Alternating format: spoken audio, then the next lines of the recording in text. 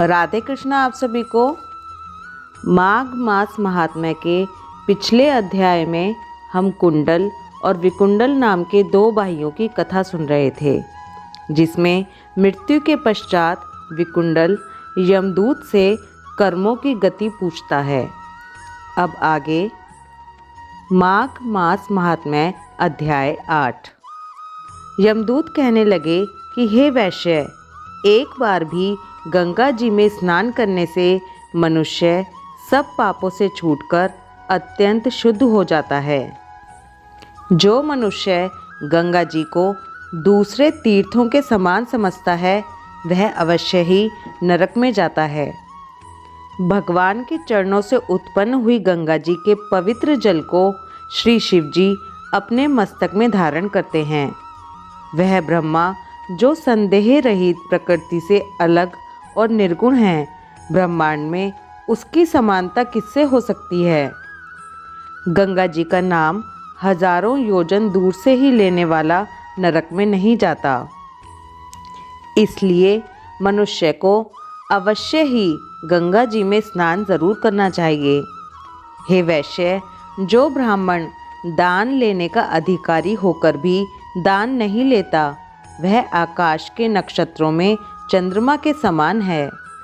जो कीचड़ से गौ को निकालता है, जो रोगी की रक्षा करता है, या जो गौशाला में मरता है, वह आकाश में तारा होता है। प्राणायाम करने वाले मनुष्य सदैव उत्तम गति को प्राप्त होते हैं।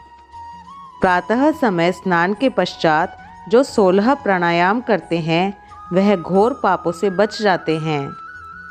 जो पराई स्त्री को माता समान मानते हैं, वह यम की यातना को नहीं भोगते।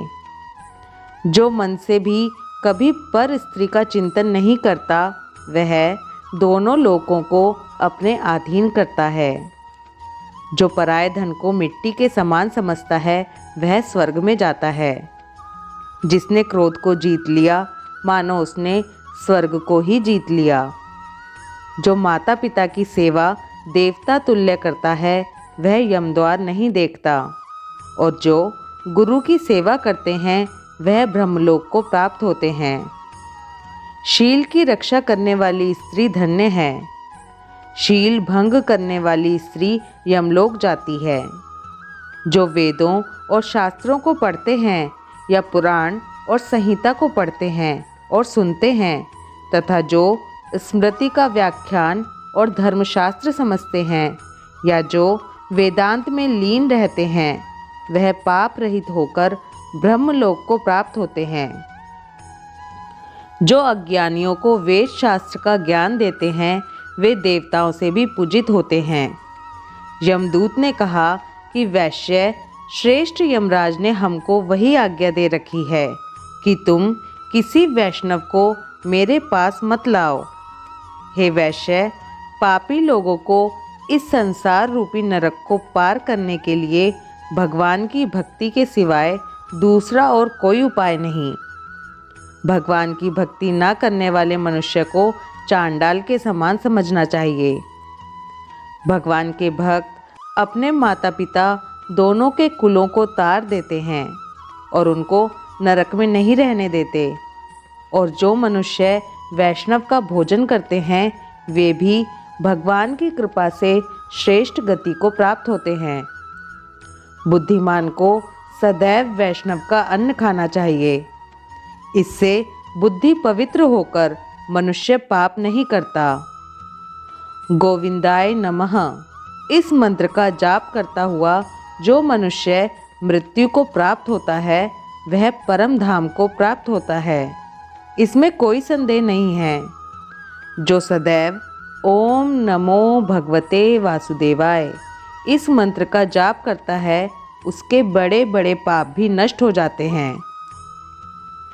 यमदूत कहने लगा कि हे वैश्य, मनुष्य को सदैव शालिग्राम की शिला में तथा वज्र या गोमती चक्र में भगवान वासुदेव का पूजन करना चाहिए, क्योंकि सब पापों का नाश करने वाले, सब पुण्यों को देने वाले तथा मुक्ति प्रदान करने वाले भगवान विष्णु का इसमें निवास होता है।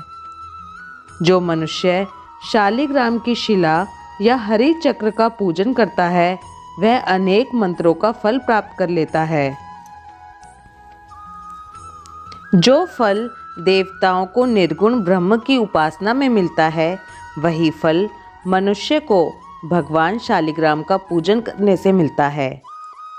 उस श्रेष्ठ व्यक्ति को कभी यमलोक देखना नहीं पड़ता। भगवान को लक्ष्मी जी के पास या वैकुंठ में इतना आनंद नहीं आता जितना शालिग्राम की शिला या चक्र में निवास करने में आता है। स्वर्ण कमल युक्त करोड़ों शिवलिंग के पूजन से इतना फल नहीं मिलता जितना एक दिन शालिग्राम के पूजन से मिलता है। भक्तिपूर्वक शालिग्राम का पूजन करने से विष्णु लोक में वास करके मनुष्य चक्रवर्ती होता है। काम, क्रोध, लोभ, मोह, अहंकार से युक्त होकर भी मनुष्य शालिग्राम का पूजन करने से वैकुंठ में प्रवेश करता है। जो सदैव शालिग्राम का पूजन करते हैं वह प्रलय काल तक स्वर्ग में वास करते हैं। जो दीक्षा, नियम और मंत्रों से चक्र में बलि देता है वह निश्चय करके विष्णु लोक को प्राप्त होता है। जो शालिग्राम के जल से अपने शरीर का अभिषेक करता है वह मानो संपूर्ण तीर्थों में स्नान करता है। गंगा, रेवा, गोदावरी सबका जल शालिग्राम में वास करता है। जो मनुष्य शालिग्राम की शिला के सम्मुख अपने पिता का श्राद्ध करता है उसके पितर कई कल्प तक स्वर्ग में वास करते हैं। जो लोग नित्य शालिग्राम की शिला का जल पीते हैं वे हजारों बार पंचगव्य पीने के समान फल पाते हैं।